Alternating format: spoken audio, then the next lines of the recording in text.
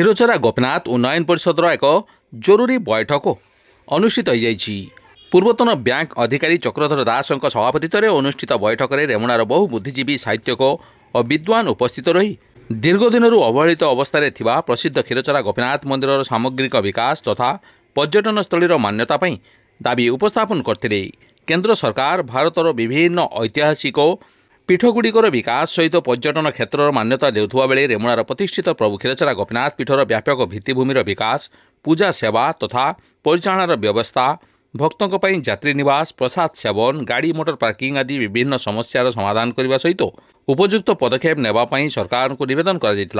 क्षीरचरा गोपीनाथ धाम निकटस्थ पंचतीर्थ स्थलर भित्तिभूमिर विकास पर सरकार दृष्टि आकर्षण कर एसहित समस्त पौराणिक किंवदंती पीठगुड़ी विश्व पर्यटन क्षेत्र में मान्यता दाबी कर क्षीरचरा गोपीनाथ उन्नयन परिषद सभापति सत्यनारायण पाकल संपादक गोविंद चंद्र भई अनुष्ठान संयोजक दुष्मंत दास डॉक्टर श्यामसुंदर पंडा वरिष्ठ सांबादिक गोविंद चंद्र पाड़ी डॉक्टर भागवत प्रसाद दास अध्यापक डॉक्टर प्रदीप मिश्र नाट्यकार प्रदीप्त कुमार मिश्र पद्मलोचन पंडा महिला संगठक समाजसेवी प्रमिता दास विधानचंद्र राय कवि प्रभाकर साहू स्टालिन मिश्र विचित्रानंद गिरी पंडित शक्तिपद पंडा जगेश चंद्र बेहरा नयन कुमार दास कालंदी सामल भागवत द्रोणा निरंजन मारणा जलधर दास संतोष दास लक्ष्मीनारायण कमेला पुष्पलता दास प्रमुख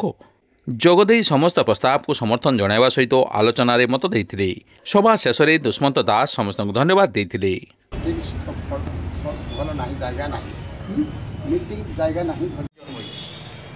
कृष्ण धाम जन्म जदि आम अतीत को फेरी जा 1300 लांगुला नरसिंहदेव से मंदिर गोपीनाथ मंदिर से निर्माण करे त्रेता जुगे श्री रामचंद्र चित्रकूट पर्वत से गोपीनाथंकर आकार